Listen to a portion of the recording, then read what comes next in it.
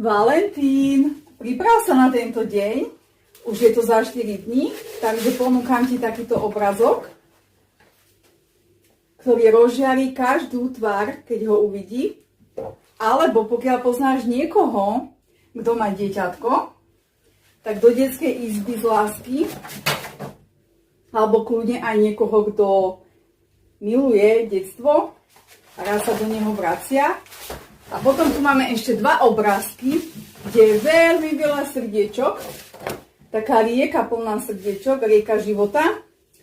Takže ten odporúčam, ten je veľmi silný. A posledný z ponuky je takýto, pardon, naopak. Takže nemusíš bežať do obchodu. Máme tu ešte aj na platne, ak by si chcel taký naozaj tip-top.